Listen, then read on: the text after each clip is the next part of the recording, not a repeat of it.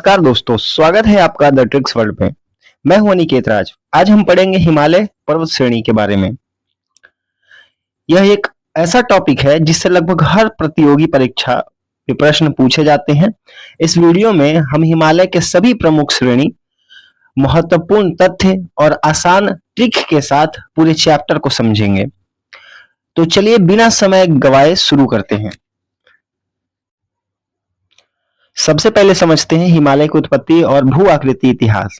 ठीक है, तो हिमालय की उत्पत्ति जो हुई है वो प्लेट टेक्टोनिक थ्योरी के माध्यम से हुई है। अब प्लेट टेक्टोनिक थ्योरी क्या होता है, तो देखिए सबसे पहले होता है कि दो प्लेट जब आपस में टकराती है इधर से, तो क्या होता है कि वलन उत्पन्न होता है ना, फोल्ड उत्पन्न होता है और यहीं से हिमालय बना है।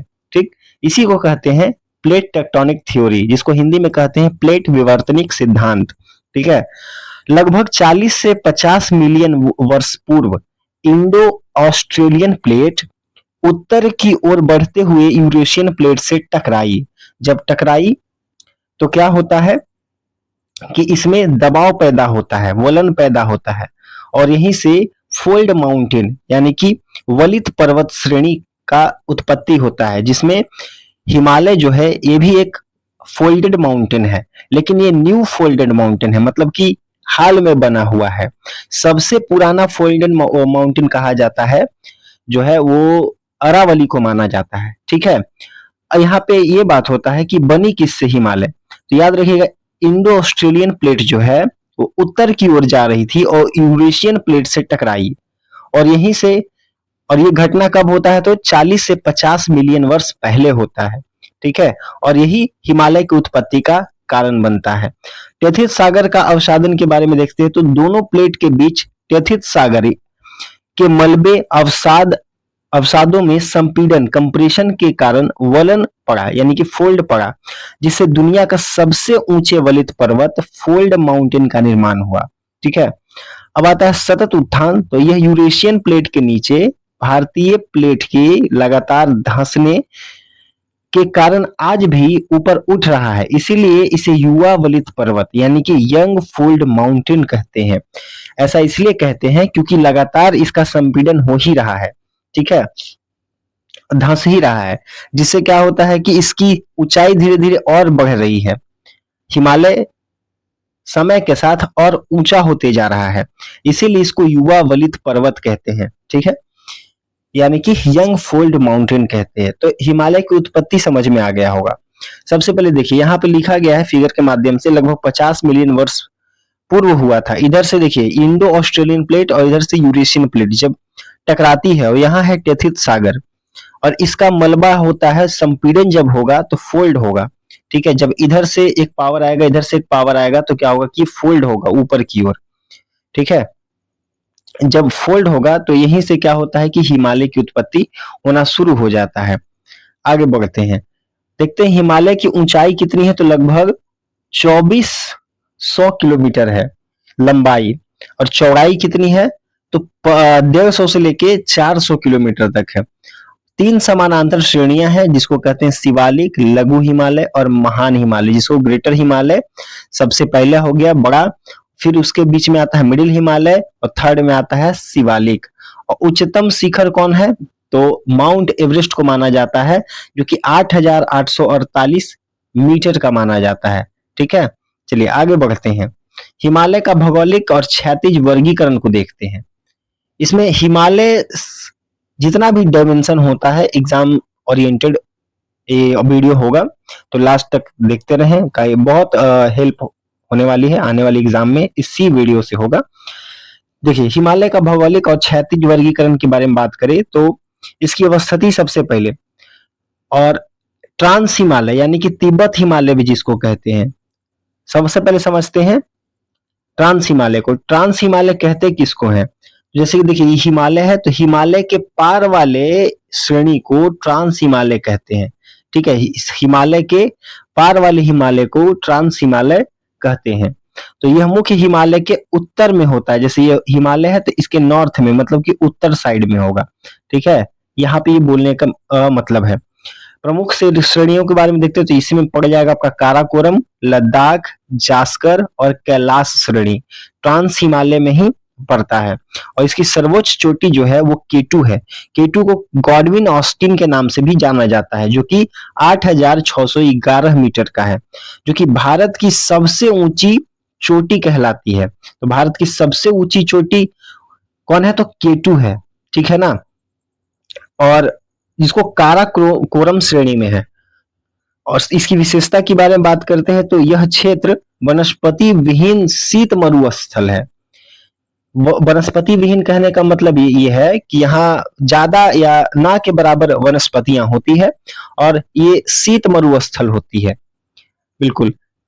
सिंधु नदी लद्दाख और जास्कर श्रेणियों के बीच से बहती है, ठीक है। तो एक प्रश्न आएगा कि सिंधु नदी कौन सी पर्वत श्रेणियों के बीच से बहती है? तो लद्दाख और जास्कर, है ना। इधर लद्दाख है और इधर जास्कर, ये दोनों के बीच से निकलती है सिंधु नदी, ठीक है।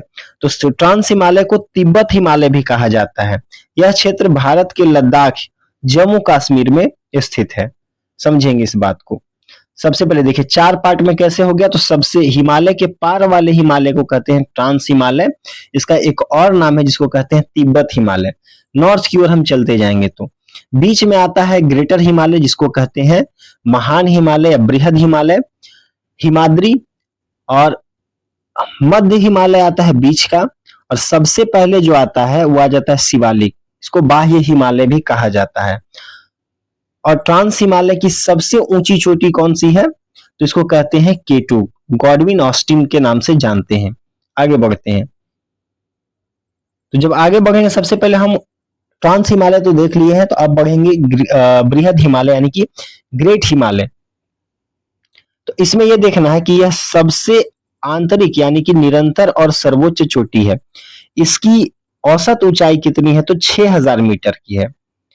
और प्रमुख चोटियां कौन सी है? तो इसमें माउंट एवरेस्ट, कंचनजंगा, नंगा पर्वत, नंदा देवी, नामचा वरबा इसका प्रमुख चोटी है।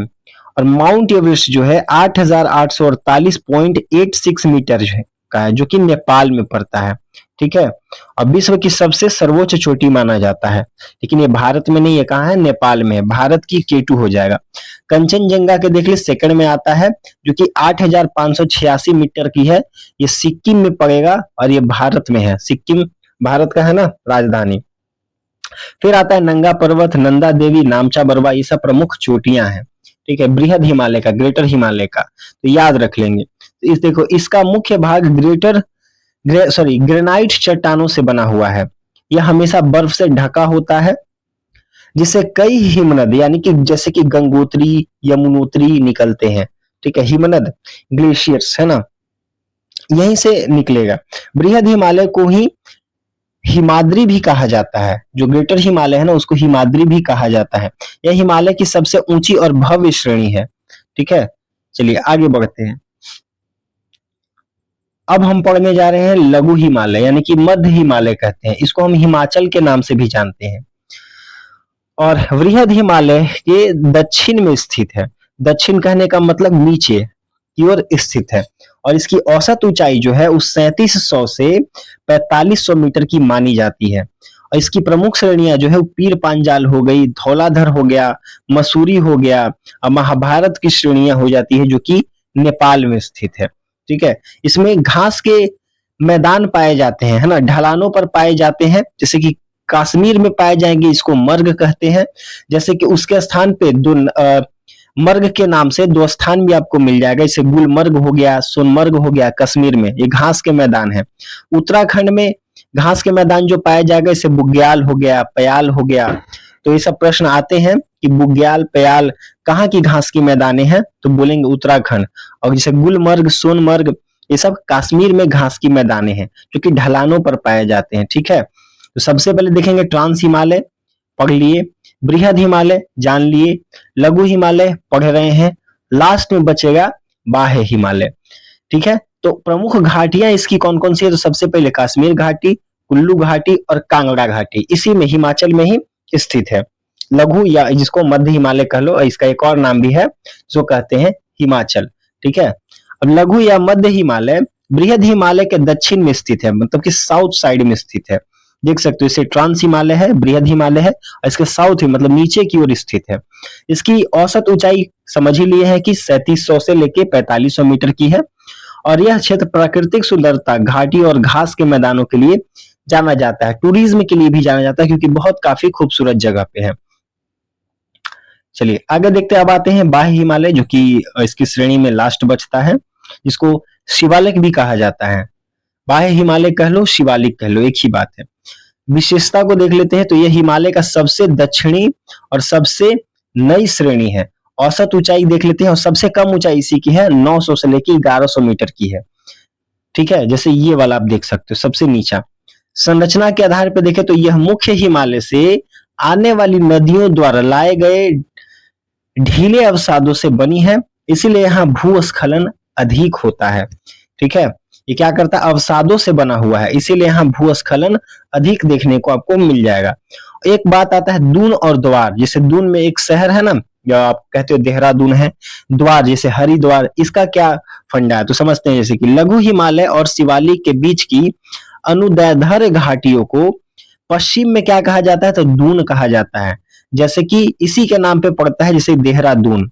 अब पूर्व में क्या होता है, तो इसी को द्वार कहा जाता है, और इसी के नाम पे पड़ा हुआ है हरिद्वार। ठीक है, दून और द्वार का उदाहरण, जैसे पश्चिम में क्या कह देंगे, तो दून कह देंगे, और इसी के नाम पे पड़ गया है देहरादून, और पूर्व में अगर यही काम हो रहा है तो कहेंगे द्वार, जैसे हरिद्वार।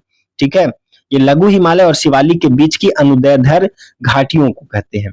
ठीक, बाह्य हिमालय नई और अस्थिर श्रेणी है, जहां भूस्खलन की संभावना अधिक रहती है, इसलिए रहती है क्योंकि ये अवसादों से बनी हुई है। जो मुख्य हिमालय से आने वाली जो नदियां होती है, उसके द्वारा जो अवसाद बहा के लाया गया है, मेनली उसी से ये बना हुआ है। चलिए अब आगे देखते हैं, हिमालय का क्षेत्रीय प्रादेशिक वर्गीकरण को समझ लेते हैं।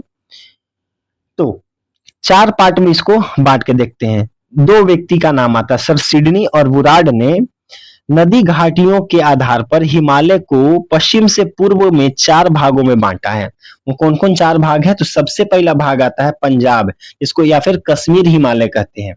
दूसरा आता है कुमाऊं हिमालय, तीसरा आता है नेपाल हिमालय, और चौथा आता है, उसको कहते हैं असम हिमालय। ठीक है, पंजाब हिमालय को देखते हैं, तो सीमाएं क्या होगा, तो नदी के बीच है, यानी कि सिंधु नदी, सतलज नदी, इसका सीमा है, मतलब कि बॉर्डर है।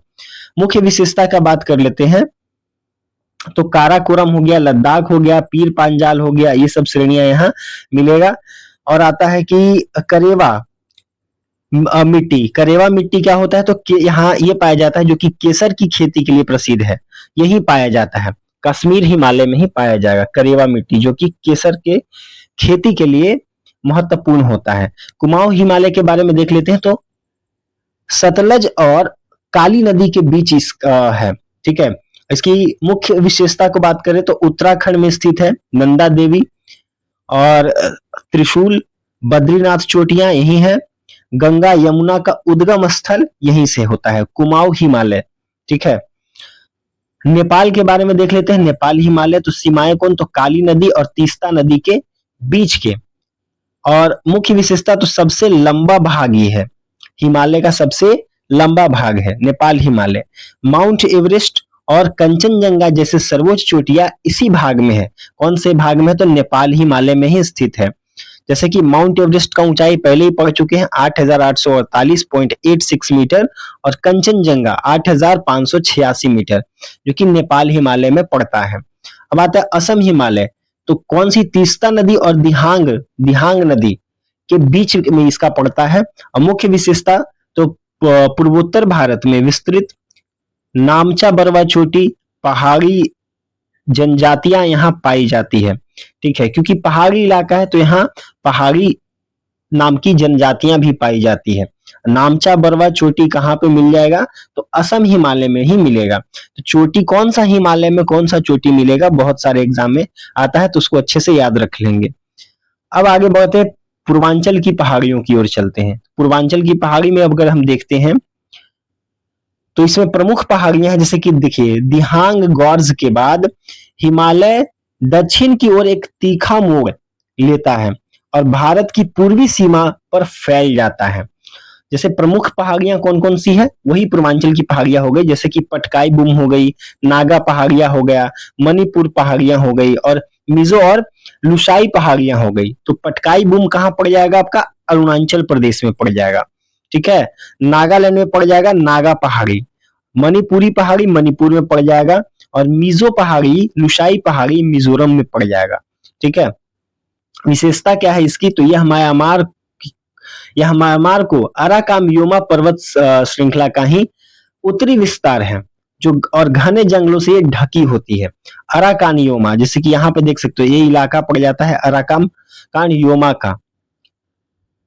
चलिए, अब यहाँ पे क्या होता है कि यह क्षेत्र जैव विविधता की दृष्टि से अत्यंत समृद्ध है और कई जनजातियों का निवास स्थान है। यहाँ पे बहुत सारे अलग अलग प्रकार के जनजातियां पाई जाती है। अब आते हैं कि हिमालय के प्रमुख दर्रों के बारे में। ये यूपीएससी बीपीएससी सब प्रीलिम्स के एग्जाम्स के लिए बहुत महत्वपूर्ण होता है। जैसे कि लद्दाख जम्मू कश्मीर में कौन कौन से आपको दर्रे मिल जाएंगे देखने को, जैसे कि जोजिला पास मिल जाएगा, जोजिला दर्रा, बनिहाल दर्रा मिल जाएगा, काराकोरम दर्रा, चांगला दर्रा मिल जाएगा आपको लद्दाख जम्मू कश्मीर में। हिमालय के अब दूसरी बात देखते हैं कि हिमाचल प्रदेश में शिपकिला दर्रा यानी कि सतलज नदी की यहीं से प्रवेश करती है, इसी दर्रा से होकर प्रवेश करती है। तो रोहतांग दर्रा आता है, बारालाचा दर्रा आता है, ये हिमाचल प्रदेश में पड़ जाएगा। उत्तराखंड में लिपुलेख है जो कि कैलाश मानसरोवर यात्रा हेतु होता है, यहीं से होके जाता है। मानाला और नीति दर्रा उत्तराखंड में मिल जाएगा। सिक्किम में नाथुला और जेलेपला, अरुणाचल प्रदेश में बोमडीला, दीफू दर्रा और यामयाप दर्रा जो कि ब्रह्मपुत्र नदी का प्रवेश द्वार है ये। ठीक है, और महत्वपूर्ण एक और बात देख लेते हैं, ये दर्रे सामरिक, व्यापारिक, पर्यटन और सांस्कृतिक दृष्टि से अत्यंत महत्वपूर्ण होती है। टूरिज्म के लिए सब जगह पे काफी फेमस है। ये पासेस को याद कर रखेंगे क्योंकि एग्जाम में पूछ लिया जाता है। अब आते हैं भ्रंश रेखाएं, मुख्य भ्रंश रेखाएं जिसको कहते हैं मेजर फॉल्ट लाइंस। ये क्या होता है, सबसे पहला देख लेंगे जिसको कहते हैं HFT, Himalayan frontal fault, Bharat के विशाल मैदान को शिवालिक से अलग करता है ये। दूसरा आता है MBT, इसको कहते हैं मेन बाउंड्री थ्रस्ट, तो शिवालिक को लघु हिमालय से अलग करता है। ठीक है, जैसे कि 4 श्रेणियां है ना, 4, तो चारों को जो अलग करता है उसको भ्रंश रेखाएं कहते हैं। भ्रंश जैसे कि एक है ये, तो इस वाले इलाके को इसको कहते हैं भ्रंश। ठीक है, जो बीच का हो गया। एक होता है MCT, इसको मेन सेंट्रल थ्रस्ट कहते हैं, ये लघु हिमालय को बृहद हिमालय से अलग करता है। और ITSZ, इसको इंडस सांगपो सचर जोन कहते हैं, इसको बृहद हिमालय को ट्रांस हिमालय से अलग करता है। सबसे पहला क्या हो गया, ये ट्रांस हिमालय हो गया, ये हो गया बृहद हिमालय, ये हो गया क्या आपका मध्य हिमालय, और ये हो गया शिवालिक। ठीक है, और भारत के विशाल मैदान को शिवालिक से कौन अलग करता है, तो हमेशा याद रखिएगा HFT यानी कि हिमालयन फ्रंटल फॉल्ट अलग करता है। ठीक, हिमालय की विभिन्न श्रेणियां आपस में प्रमुख भ्रंश रेखाओं द्वारा अलग होती है, जो कि अत्यधिक भूकंपीय संवेदनशील क्षेत्र होता है। इसलिए नेपाल में देखेंगे कि बार बार भूकंप आता है। ठीक है ना, यही रीजन है। अब एक बात देख लेते हैं, ये चारों के बारे में तो समझ लिए, HFT क्या होता है, MBT क्या होता है, MCT क्या होता है, ITSZ क्या होता है।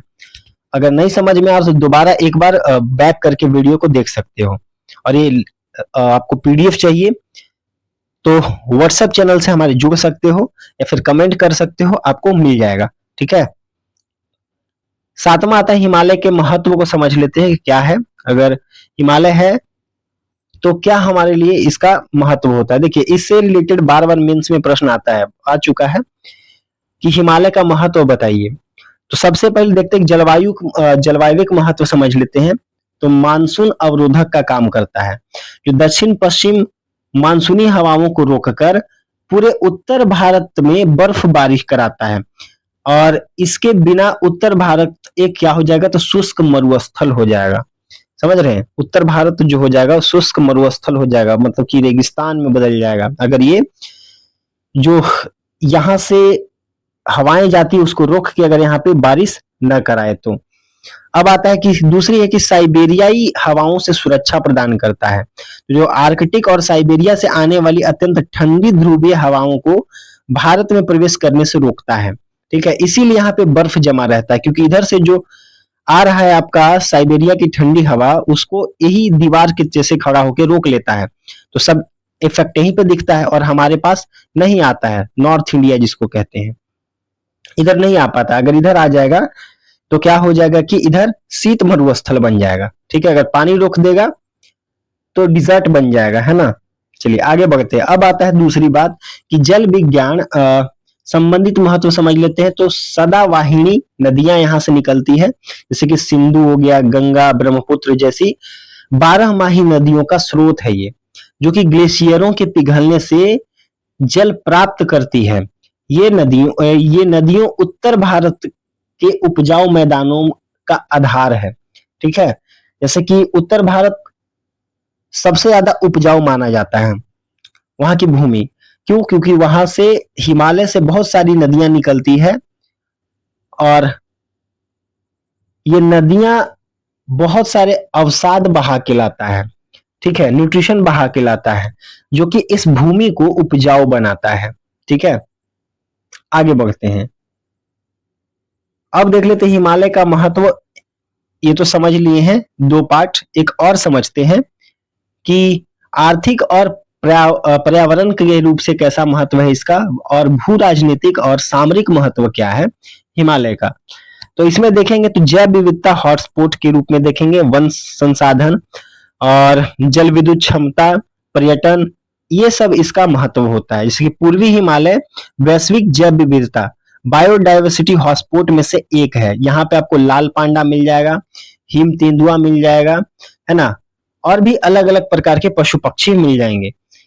वन संसाधन के बारे में देखें तो यहाँ शंकुधारी वन और मूल्यवान जड़ी बूटियां पाई जाती है। ठीक है, और जलवायु क्षमता तो तीव्र ढाल वाली नदियों से जल विद्युत का निर्माण होता है, उत्पादन होता है। पर्यटन के क्षेत्र से जैसे शिमला हो गया, मनाली, दार्जिलिंग, नैनीताल जैसे हिल स्टेशन, और केदारनाथ, बद्रीनाथ, अमरनाथ धार्मिक स्थल अर्थव्यवस्था को मजबूती देते हैं, क्योंकि देश विदेश से बहुत सारे लोग यहाँ पर्यटन में घूमने आते हैं, जिससे यहाँ की इकोनॉमी को क्या मिलता है, बूस्ट मिलता है। अब देखते हैं कि भू राजनीतिक और सामरिक महत्व क्या है। तो प्राकृतिक सीमा, यह चीन, नेपाल और भूटान के साथ भारत की एक अभेद्य प्राकृतिक रक्षा सीमा बनाता है ना। भारत को एक सुरक्षा प्रदान करता है, बैरियर की तरह दुश्मनों को रोक कर रखता है। राजनीतिक सुरक्षा, तो हिमालय की प्राकृतिक रूप से भारत की उत्तरी सीमा की रक्षा करता है और आक्रमण के विरुद्ध एक मजबूत अवरोध अवरोध उत्पन्न करता है। ठीक है, और भू राजनीतिक स्थिति के बारे में देखें तो भारत को एशिया में एक महत्वपूर्ण भू राजनीतिक बढ़त प्रदान करता है। मैत्रीपूर्ण संबंध का आधार तो नेपाल और भूटान के साथ भारत के घनिष्ठ सांस्कृतिक, धार्मिक, आर्थिक संबंधों को मजबूत करता है। और सीमा पार संपर्क और व्यापार, तो हिमालयी दर्रे भारत को मध्य एशिया और तिब्बत क्षेत्र से जोड़ने में सहायक होता है और यहाँ से व्यापार ये सब सुनिश्चित होता है। ये था। अब आता है कि हिमालय क्षेत्र की प्रमुख चुनौतियां क्या क्या है। हिमालयी क्षेत्र में प्रमुख चुनौतियां, सबसे पहले देखते हैं कि ये क्षेत्र जो है भूकंप संवेदनशीलता को बनाए रखता है, मतलब यहाँ भूकंप ज्यादा आता है। जलवायु परिवर्तन और असतत विकास यानी कि अनस्टेबल डेवलपमेंट से इसको देख लेते हैं। तो यह क्षेत्र भूकंपीय जोन यानी कि 4 और 5 में आता है। भारतीय प्लेट लगातार उत्तर की ओर खिसकना, जब खिसकेगा तो यहाँ बड़े भूकंप का कारण बनता है। ठीक है, इधर से भारतीय प्लेट रहता है, इधर से यूरेशियन प्लेट रहेगा और आपस में टकराएगा। तो जब इस टकराएगा तो क्या होगा, इस क्षेत्र में भूकंप आएगा, इसलिए नेपाल में ज्यादा भूकंप आता है। ठीक है, और 1991 के उत्तरकाशी भूकंप, 2005 के कश्मीर भूकंप और 2015 के नेपाल भूकंप ये प्रमुख उदाहरण है और ये काफी बड़े पैमाने पे आए हुए थे। ठीक है, अब आता है वैश्विक तापमान यानी कि ग्लोबल वार्मिंग के कारण ग्लेशियर तेजी से पिघल रहे हैं। इससे GLOF यानी कि glacier lake out burst flood यानी कि हिमनद झील फिटोन बाढ़ का खतरा बढ़ गया है। और असतत विकास को समझते हैं तो क्या होता है कि अनियमित शहरीकरण, जलवायु परियोजनाओं के लिए अनियोजित ब्लास्टिंग और सड़कों के निर्माण के से क्षेत्र की परिस्थिति और वह स्थिरता पर दुष्प्रभाव। इससे भूकंप, भूस्खलन और धंसाव जैसे कि जोशीमठ संकट घटनाएं आई थी, घटनाएं बढ़ी। ये बात है। ग्लेशियर झीलों से टूटने से अचानक बाढ़ आती है, जो कि नीचे बसे क्षेत्रों के लिए विनाशकारी होती है, क्योंकि बाढ़ आता है सभी को जान माल की क्षति होती है। भूस्खलन होगा, ये बात है। अब आता निष्कर्ष, तो हिमालय की पारिस्थितिकी अत्यंत संवेदनशील है। सतत विकास, वैज्ञानिक योजना, आपदा प्रबंधन और पर्यावरण संरक्षण से ही इस क्षेत्र की सुरक्षा एवं समृद्धि का मार्ग है। तो आज का ये वीडियो यहीं तक होने वाला है। अगर ये वीडियो पसंद आई हो तो जरूर लाइक करें। अगर इसमें कहीं पे कुछ छूटा हो तो आप कमेंट कर सकते हो, आने वाली वीडियो में मैं उसको ऐड करके बताऊंगा।